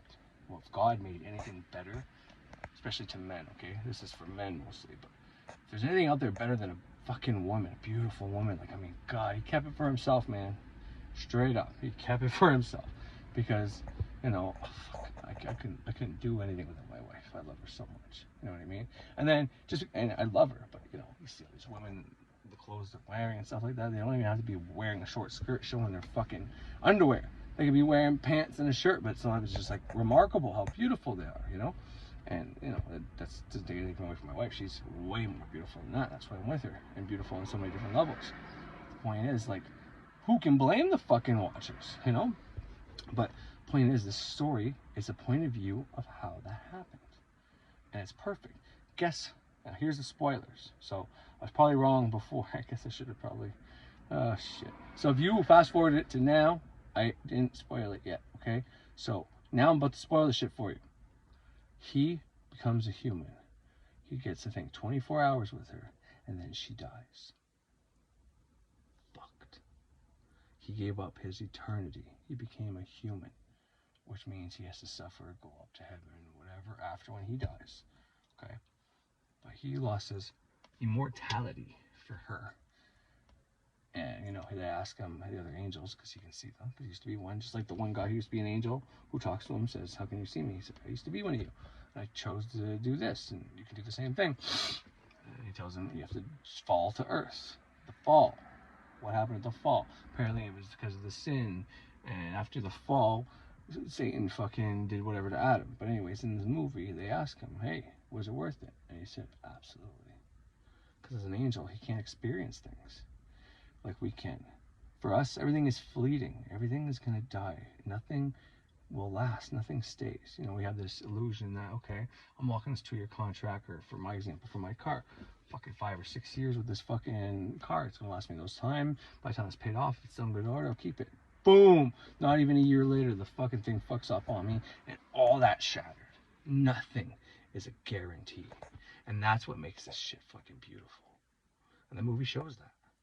The angels in heaven and all this shit up there, whatever they fucking are, they're thought forms, first and foremost. But, you know, they don't get to experience the shit like we do. You know, they wish they could be like us. That story of whichever one you want to take, the City of Angels version of it, where the Watchers coming down and then God punishing them for whatever they did, you know, you can relate to that. We can relate to that. What we can't relate to is God. God has been unrelatable. The one guy says it in the first guy I talked about, that one I said, you know, it's got a bunch of things in the background, and I know it's kind of there to fuck with your mind a bit. He says it well. He says, you know, the third of the angels follow Lucifer because the philosophers, Christian philosophers, had to twist it around again, because how can these angels that were created by God follow Lucifer? Well, they ended up saying that the angels were created with the ability to love God, love themselves, and love each other. And because they were able to love each other, they fell in love with Lucifer, who they thought was God, and they loved themselves, so they were helping themselves. They were helping the one they loved, and they were trying to help God, so to speak. So that was the reason they followed them. And because God was this absent being, there was only like, I don't know, probably 7 archangels that could talk to him. Lucifer used to being one of those who was directly able to talk to God, but all the other angels couldn't talk to God, so they didn't know the creator, kind of like us. We don't know our creator. So they follow Lucifer because Lucifer made them promises and whatever else. Kind of like Hitler. Got Germany behind them because they're having hard times. Blame something on somebody else. Archetypal stories, man. This one actually played out though. But anyways, not the angel one I'm talking about. Nazi Germany. Point is, he says it in so many words that it's pretty sad that they don't know their own father, their own God, and because of that they wanted to feel something and know something, so they turned to Lucifer, who, you know, deceived them or just was trying to get somewhere and thought he could maybe help them. Who knows? I'm not here to play devil's advocate, no pun intended, but I'm not here to fucking cheer on Lucifer or bag on God or bag on Lucifer and cheer on God. I'm here to tell you that City of Angels, first and foremost, is an account of what happened for the Watchers. Okay, that one guy did it, and he did it, and the rest of them are gonna fucking do it too. Because God can keep creating more angels, and these angels can keep becoming humans. Who knows? Maybe we really are that. You know, Dolores Cannon and all these other people talk about how there was a cry for Earth after the world wars and when atomic bombs were being made and even more machinery, and then we finally had the capability to be able to blow this bitch up. Well, there was a bunch of souls crying. Our subconscious minds knew shit was fucked and we were in trouble, and a cry went out. So all these souls from all these other places, wherever they may be, whether it's angels in heaven or it's other, which, you know, the cosmos, they refer to a third of the stars in the sky fell with Lucifer. Stars, constellations, the cosmos. So when we talk about these planets and people from other planets and souls from other planets, maybe it is like angels. So we all came down. And I say we because I identify with that. And I know it's a fucked up story to identify with, but I don't care. I identify with it. Because all the past life shit I've tried to do, I cannot. I've been successful with a lot of different magics, and I cannot find my past life. Now, I'm not going to say I'm not saying I'm an angel or another being from another place. I'm not saying that at all. I'm just saying the only reason why I give a little bit of validity to that is because I've been able to see other people's past lives, my own family members' past lives, and I haven't been able to see fuck all of mine. Now, I'm hoping that changes because I think it'd be kind of cool, and I don't care whether I was a soul somewhere else or fucking reincarnated a million times. It doesn't matter to me one way or another. I don't remember that shit, and that shit doesn't matter. None of this shit might even be true what I just said. So, whatever. That's a moot point. I won't even continue on that line of thought. But what I'm trying to say is when we take these Watchers and demonize them, when we take Lucifer and demonize them, we are demonizing a part of ourselves. We can relate to what they did more than we can relate to God. Now, we don't demonize God. We can't demonize God. No one's ever going to do that. You know, well, some people have actually tried. They say God is really the demiurge and all that from the Gnostic shit, whatever, you know. But that's just changing polarity. That's turning the devil into God and God into the devil. And it's still not good either way. Either one of those is not good. Doesn't matter. Anytime you take any of these deities and you fucking, you know, fuck with them and turn them into something they're not, you're fucking up an aspect of yourself. Because what I come back to, and it's in Christianity, it's in the Hermetic principles, it's in most traditions, that we are all a part of the Godhead, of the energy source that makes everything. We're part of Venus, we're part of Mars, we're part of Saturn, we're part of whatever's bigger than those planets, we're part of the entire cosmos. We are nature here on the earth as well. We're part earth, we're part from the fucking stars. We're part of it all. We're part of all of it. Therefore, whatever good or bad, if you fucking hate on it, don't understand it, and shun it, and don't think, I'm not saying you to go out there and hang out with fucking killers, murderers, and drug addicts and prostitutes and start believing in Lucifer and saying I'm a Luciferian and satanic worship. I'm not saying that, do that at all. But there's a line you gotta find the balance of, okay? Like, knowing those stories and hearing those stories and archetype stories, instead of imagining it as there's an actual place in the center of the earth where all that lava is, which makes sense, right? There's lava, so it's kind of like hell, it's hot. But hell is probably more like cold than hot, depending on where you look, from Dante's Inferno to Lost Paradise, Milton's, to the fact that Inferno, Iver, hell, all these words come from that Latin word, which is for winter, for cold, then it actually would be cold. When hell freezes over. Hell's already froze over. I tell you, fuckers. If there is such a thing, and I don't think there is such a thing, I'm just telling you, it'd be more likely to be cold than hot, because most people would rather be warm than cold. But anyways, the point I'm trying to say is, you don't have to identify with these characters. You don't have to think these characters are God or the devil. You don't have to have this polarity mix. You can take these stories for what they are. Lessons, okay? Job, for example. The book of Job is God and the devil having a fucking bet. And devil does all the shit to Job, but only with God's permission. And the only rule God gives him is let Job stay alive, but I don't care what else you do. So he kills his fucking family. He takes away his health. He takes away all his material possessions. His fucking house falls and kills his wife and kid. And it was okayed by God. And, Job still doesn't change faith. And that's the kind of faith we're supposed to have. And, I was watching this documentary when I was trying to do the research for this episode. Maybe I'll play the clip of it. And there's this one really Catholic woman who believes in God so much. And, I can hear the ideologies and the fucking stupidity coming out of her mouth. But then, when she talked about this, she had a great point. She's like, there's a lot you can learn from Job. And I know that, my creator has my back and I'm ultimately protected, which is something I say. I don't say it in that type, but I'm like, your body is so smart. You are protected. The only thing that can hurt you is when something. So she said that, so she's got that down. I don't care how she understands it. She knows it. That's all that matters. It doesn't matter how you understand this knowledge, as long as you understand it. And then the next part she said was, and if for some reason Satan does come in to tempt me, well, my creator has allowed him to do that, so there's a bigger lesson I have to learn. And once again, I was like, okay, well, maybe she's not so stupid. And maybe I'm stupid for judging her right off the hop, because, it doesn't matter how she understands this stuff. If she understands that bad things happen to her and the people around her, because it's made to make her stronger and we can strive through anything and she's ultimately protected, it's like, that's part of my spirituality to the core. So if she can get that from Christianity, then great. And that's probably just more proof of why women are more, in tune to this shit. Because you won't hear pastors or priests say that shit. Not too often anyways. They're going to blame Satan for all the bad in the world. And the same thing, they said it was, there was a point in time where the pulpit, the churches were explaining hell. Nothing in the Bible explaining how hell looks. And before Dante's Inferno and before Milton's Paradise Lost, they were getting people packed in the churches by exploring death, getting people to think about their death, scaring them that they're going to die and never see anybody ever again, promising them heaven. But if they fuck up, they don't come to church, they don't give money, they don't fucking repent, then they're going to go to hell. And they painted all these gory pictures of hell. And they realized that they were filling the seats by explaining and describing in vivid adjectives and detail how hell is.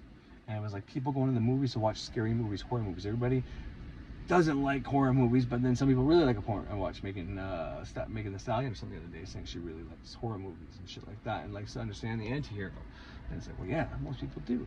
We can relate to that more than we can relate to fucking God, like I just said. But more than that, like I said, they were selling out. They were getting everybody into the church and passing that thing around to get money by explaining and exploring hell. giving people that sense of, you know, it's twofold. One is everybody who I try to say that should come to church that doesn't come to church, who isn't here right now, they're going to go to hell. So they understand, you know, all the people they don't like, that they think are sinners and all that, they want to hear the place they're going. They, fuckers, I'm going to be saved and you're not, you know, that kind of thing. And plus, it's like the horror movie. It's like how people are attracted to the macabre and death. They want to understand it better because we don't understand fuck all about it. And it's something inside of us. We can't explain it, but, you know, there's a piece of Saturn in us, the Grim Reaper. There's a piece of Mars in us, you know, that killer side, which is not always what Mars only is, but that's the aspect, you know. Accidental death, murders, and violence and shit like that comes from Mars, whereas Saturn's more of like, take your time. It's fucking garbage and shit's flying around. Sorry, fucking shit. But it's more the nature taking its course, you know. Things have to die off so we get new stuff. You know, the trees have to die to come back and blah, blah, blah, blah, blah, that kind of thing. But that's all within all of us. We all have that in us, you know, present. And to not explore those things and not understand those things is to not understand a part of ourselves, a deep part of our energy and our being. So, and the simple fact that these church people goers want to hear more about hell than heaven is proof of that we are not exploring everything. We need to explore the dark, the light, and we need to understand it. I'm not saying we need to worship the dark. I'm saying we need to understand it. And not from someone else's point of view, from our own fucking point of view. Because we have all these pictures and all these ideas that are all in the collective of what hell is. So yeah, if you die and you believe in hell and heaven, and you ultimately think you're going to hell and said it enough times, and I'm one of those people. I thought I did a lot of bad things in my life as a kid, which I did. And then when I had a semi-faith, but it was more like a party line to sound cool and try to pretend I was tough, I'd go around saying that, oh yeah, I know I'm going to fucking burn in hell. My only regret is I won't be with my wife and my kids. Whatever, it is as it is. You know, and then that's all changed completely now. Now I don't have to worry about that, first of all. But who knows what might lie there? Maybe the Egyptians got it right, that if, you know, and Napoleon Hill has got it right, where if you die in fear, then negative consciousness absorbs you. And if you die in happy and love and not fear, then you get absorbed by the positive consciousness. And most people die in fear. Therefore, that's why the devil gets more people going over, which is just the Napoleon Hill book, Interview with the Devil, or Outwitting the Devil, sorry, which has an interview with the devil, but which is really eye-opening. You should look at it. Not that there's a real devil character, and that's explained in there. But anyways, so all this is to say is these stories, the Watcher stories, the devil stories, they're meant to teach us something. They're not meant to scare us into our faith. They're not meant to tell us that this is where we're going to go when we die. You know, I don't know why that was used in Christianity, because the Bible itself doesn't have many references to that. There are some, and that's what I liked about some. I don't know if I played it or not, but a lot of the Christian writers, philosophers went back through all the stories of the Bible, Old Testament and New Testament, and anywhere where they can derive something that is close to hell, or something where they could find hell in that wasn't actually there. Like this, the snake was never described as Lucifer. But then Revelation, the last book, or one of the last books in the Gospels, written way after the fucking Old Testament, describes Lucifer as a snake and describes the fall of Lucifer. At the end of that book, which is supposed to be before Genesis, but it's way after Genesis, so there's a fucked up situation. But they are writing the beginning of the story at the end of the fucking book. And because they say that old snake Lucifer turned into a dragon, then that was enough for them to turn the snake in the Garden of Eden into Lucifer, which Lucifer Morningstar was just Venus. So all these different interpretations fucked everything up. They stretch it on this, to the point where now the snake at the beginning is fucking Lucifer. Some people say it's Lilith. The one guy even talked about how they added the fucking I forget, the Babylonian idea of Lilitude to Adam's first wife Lilith, added in there, you know. The Ethiopians saved these, the books of Enoch, but it's not any better than all this other shit that we've already been listening to, and, you know, it's just, my main point, once again, I think it's like my third video I'm talking about it, is by suppressing these things, you're suppressing a part of yourself that you need to explore, Now, I'm not saying you need to go out there and learn everything about Satan and the devil and do all this satanic, Luciferian worship. No. But you need to at least be open and try to understand that these are stories and not real entities. Because when you have it in your mind that there's a real Lucifer, a real Satan, a real devil in hell who's doing the work for God, but at the same time trying to fuck with God by stealing the souls of his precious humans, the more you believe in that, the more you are going to blame the devil for everything you do, blame everything bad you do. Everything good you do is going to be on God, and you're not responsible for any aspect of your fucking life. Now, once again, like I talked about the Christian girl earlier, when I talked about her, and like I said, at first I thought she was an idiot, just an ideologue saying these ideologies and this fucking dogma. But then when she said some of the things that I agree with her, we come to the same conclusion, but she got hers from Christianity and I got mine from my different spiritualities. Well, then I was like, okay, my apologies, girl. You came to the same conclusion by your own way, and that's my point of ceremonial witchcraft. Everybody should have their own spirituality based on what they can use, believe, and what they jive with, what they fucking connect to, what they intuitively feel is okay. And then from there, whether it's Christianity, it's fucking Islam, it's Judaism, it's witchcraft, it's fucking some Norse pantheon, the Greek pantheons, whether it's Buddhism or Taoism or any of these fucking spiritualities, if they come to the right conclusions, then I don't give a fuck. But the problem is a lot of these religions have you suppressing the evil and only inviting in the God. And when you do evil, it's this deity's fault. And instead of, giving offerings to this deity and asking this deity to change, and instead of banishing the good things out of your life or fucking up the good things in your life, you ask this deity to banish and get rid of the bad things in your life. Because that's what these deities do. And then the good deities, you ask them to continue giving you the good stuff and to not do bad things, because that can also happen. That's a balanced spirituality, and I don't care how you do that. But most Christians aren't going to be like, well, I'm not going to give an offering to Satan to stop fucking up my life. It's like, well, if you did, it'd be like giving an offering to Saturn and asking Saturn to banish your poverty. Because if you're being poor, you're blaming it on Satan. Satan's making you fucking poor. And God says, well, don't worry, the poor will come into heaven. But it's like, well, Satan's making me poor and God's not helping me out. What the fuck do I do? Well, instead of praying to God to give you money, he's not going to do that. Pray to Satan to banish away your poverty. Or Saturn to banish away your poverty. Once you get rid of your poverty, banish away all the things obstructing you from getting large sums of money. Using Saturn, maybe even Mars, Mercury, road opener, Orange.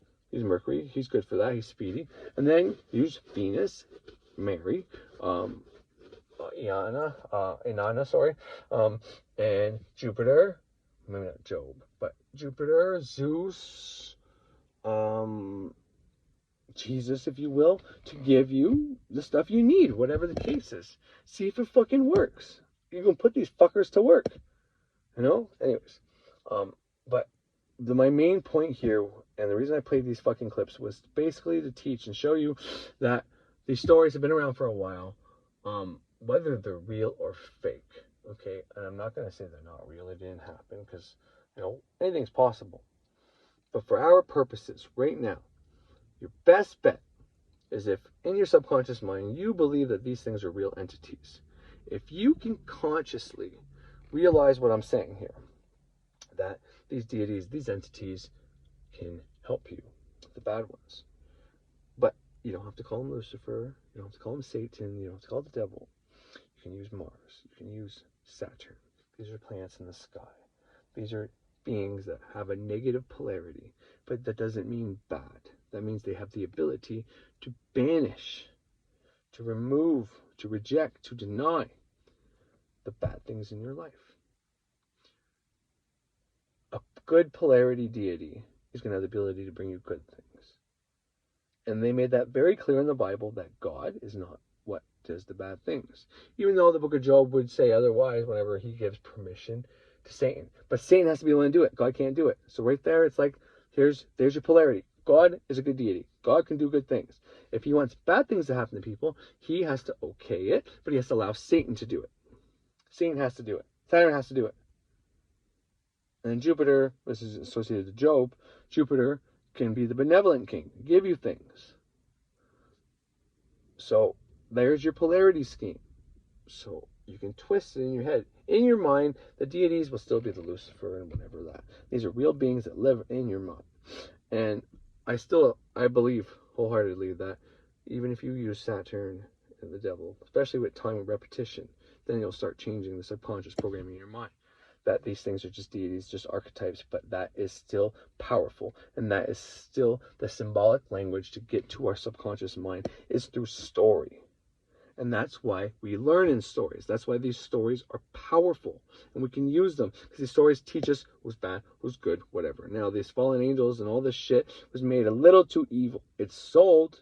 But every year, the more we got smarter, the more we got intelligent, the more writers grasped onto this. They kept making the devil and Lucifer way worse, and all the watchers fucking grotesque and demonized and evil, and God and the benevolent and all the good things even better. And now we're at this point where it's like you gotta shun all the bad shit and choose the good shit. But then things, I can't say they're worse than ever because there's things to look forward to, but there's a lot of bad shit going on. There's a lot of people craving and starving for spirituality, but they have this internal conflict that's like, well, I can't believe in Saturn because it's Satan, it's dark, that's witchcraft, that's this, that's that, we're not supposed to do that. Even though the book of Enoch, they told Enoch that, all these watchers came down and taught astrology and taught this, taught that, but then they teach Enoch all that shit. So they picked Enoch, and Enoch was allowed to know it. And then Enoch wrote it down for all of us to know. But the watchers told humans it was bad. It makes no fucking sense. Because the book of Enoch has written down all the fucking things he learned. All the astrology things. Look it up. You'll see it. You'll see it. The second book of Enoch's more like an astrology book. But that was evil. They weren't supposed to teach us astrology. That was part of the problem. But then Enoch learned it and taught us all. It's a fucking archetype. It's just to explain how people using astrology in a bad way, it can be used, this shit can be used for good or bad, basically. Enoch was a good man. He got that information. He didn't use it bad. But the watchers coming down traded sex for knowledge, whatever the case was, and then maybe they used it improperly. Who knows? But the point is, I think that's one of the takeaways from that story is that, because obviously Enoch got it, and Enoch was this really good man, so he shouldn't have shared it with us, but he did. So obviously if Enoch is a really good man, and he shared that information with us, then we're supposed to know it. But that's why it wasn't put in the Bible, because the Bible says to shun all these things. You're supposed to be deaf, dumb, blind, not have any fucking free will, and just go around and let God do everything for you, which is not going to do anything, because apparently Satan can come and fucking fuck with you at any given time.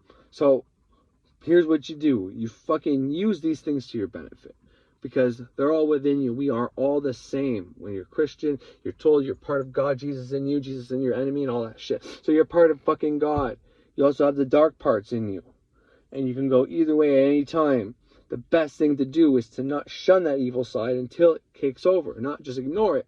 You have to deal with it as it comes. Because there's some times where you have to use that stuff in the best way possible. And the only path is to use banishing stuff. The only time that you can get through to somebody is if you release a little bit of anger. Sometimes you need to put down the law and use anger and yell and be frustrated and relieve that. You can't just shun it and say, no, that's bad. That's all these traits of the devil. Because then it's just going to fuck you up later. Realize thinking you don't have a dark side is going to fuck you up. You explore that dark side. So that's the point of all this. Anyways, I'll leave you with the rest of the first initial video. Check out that movie I talked about. It's a really good fucking archetypal story of the Watchers and the fallen angels coming down. And, there's at least 2 of them in there that come down, right? And it's a love story. It's a fucking bomb-ass movie. And, it's just proof that people wrote the Watcher story way back when. And then movie directors in Hollywood wrote fucking City of Angels. Fucking along the same fucking lines. Because we just keep, whatever. But seriously, you can find all this stuff by just typing in Lucifer and Fallen Angels into YouTube. And you'll find all the full-length videos that I put on here. And just do some study on it. See what you come up with. You don't have to believe me. You don't have to believe anybody, okay? You should believe what tells you what's right. But you can't just go with what you've been programmed by somebody else first. So allow yourself to be in front of this information and see what happens and see what responses you get. see if you can find some guys that are factual and a little less biased, and see if some of the facts might not sit well with you. I think everybody had good intentions doing this shit. I think there's definitely some people that had bad intentions and wanted to use it. I think when people see something that packs their church and they think their church is the right way and they're trying to do ultimately good, then, you know, things get skewed. But the fact that people that were against the church got fucking, you know, killed and all this shit, and everything was turned into, like, even Dante. He was exiled. He was and that's when he wrote Dante's Inferno. You know what I mean? Fuck. So anyways, that's the end of this. That's the end of me. I'm sorry it was so fucking bloody long, but yeah. I hope you heed the message in here, and, you know, you can do this shit. You know, like I said, I had a fucking car that apparently my motor was blown. It was never going to drive again. And, you know, it starts up, we can drive it around, and now we have a second vehicle. And I took my lemonade, I took my lemons, and I made fucking lemonade or lemon pie, or however that fucking saying goes.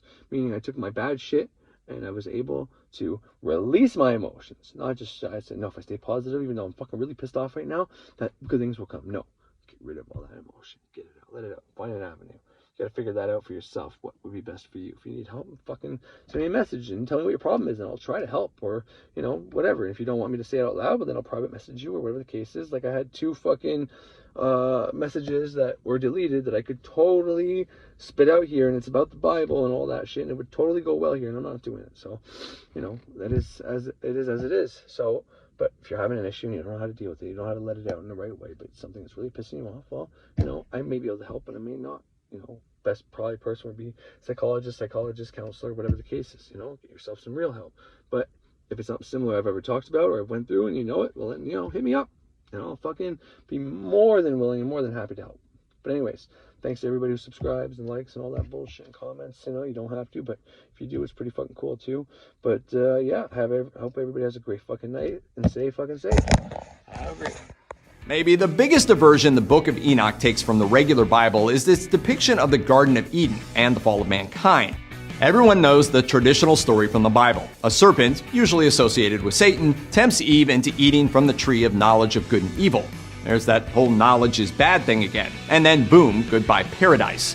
In the Book of Enoch, though, it's not Satan who tempts Eve. It's a fallen angel named Gadriel. And this is the jerk who also went on to give humanity weapons and armor and teach us all how to kill each other.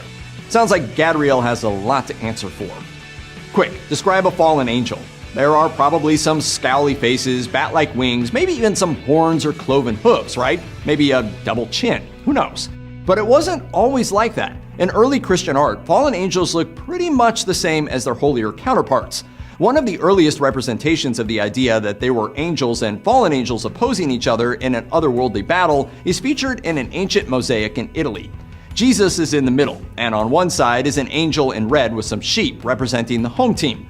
On the other side are the bad guys, a figure thought to be Lucifer or Satan, standing with some goats. He's wearing blue, which is the color of the damned, plus he has goats, so we know he's the bad guy, but otherwise he doesn't seem all that bad. The mosaic even suggests fallen angels kept their iconic halos, which at the time were a symbol of power, not holiness. It wasn't until the Middle Ages that images of fallen angels started turning more grotesque. During that time, something weird happened. Creatures from ancient Babylonian texts called Lilitu began to be associated with Adam's non-canonical first wife, Lilith. At the same time, parallels were drawn between Satan and the ancient Canaanite deity Beelzebub, and the ancient Roman half-goat, half-man god of nature, Pan.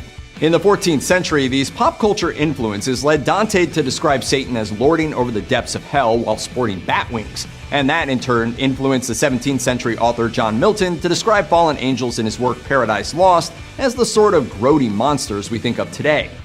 Remember those theologians who turned themselves inside out trying to explain how Satan existed? Well, they faced the same issue with the rest of the fallen angels and came up with some typically convoluted explanations. Until the 12th century, pride was the typical answer as to why fallen angels fell, but that meant God would have had to create something with a crippling, all-powerful amount of pride, and that didn't fly. So scholars came up with the idea that angels had been created with a natural love that allowed them to love God, themselves, and each other. It's the last part that scholars in the Middle Ages believe caused the fall of the angels. After Lucifer fell because his love was a selfish love of power, the other angels who fell did so because they loved Lucifer. God was largely an absent, distant figure after all, and Lucifer was their friend. Rather than condemning themselves to struggle for the acceptance of an unreachable father, perhaps they followed their brother into exile. It's kinda heartbreaking when you think about it, especially once you add love to free will and knowledge as things too dangerous for mortals to contemplate. According to the Mirabilia Journal, one of the most convoluted bits of theology that grew up around the legend of fallen angels is the way Christian writers used it to excuse and promote the persecution of the LGBTQ community. Scholars have long debated about whether fallen angels and demons are capable of love, with many believing that instead, fallen angels are consumed with lust, a desire to use others for their own ends. Indeed, Christian writers as far back as the Apostle Paul himself warned women about the danger of attracting the attention of a lusty fallen angel. But since they didn't write anything about fallen angels having lust for members of their own gender, early scholars decided that meant there was something so fundamentally wrong about the idea that even fallen angels wouldn't do it. This kind of self-satisfied circular logic was used as an excuse for centuries of persecution, which still continues today. Our contemporary view of fallen angels might suggest that they kinda got off easy. After all, though they might be in hell, they aren't exactly at the mercy of the demons there because they kind of are those demons, right? Well, not exactly. According to the Jewish Virtual Library, the 7 archangels, those are the leaders of the good angels who stayed loyal to God, count the punishing of the fallen angels among their heavenly duties. Each one of the archangels was in charge of particular facets of the otherworldly life. Jeremiah, for example, kept watch over the souls in the underworld, while Michael protects Israel. Gabriel is the overseer of paradise, and Uriel leads the host. They're the ones with direct access to God, and they're also in charge of punishing the fallen. Punish how? Take Azazel, who according to some sources was the one who taught mankind how to make weapons rather than Gadriel. According to the Watkins Dictionary of Angels, Azazel was punished by Raphael, who put him in chains, threw him in a pit full of sharp rocks in the middle of the desert, and brought the darkness down on him while he waited for his condemnation after the final judgment. That doesn't sound so great after all, and it's a pretty steep price to pay for expressing love and free will. Better luck next time, fallen angel.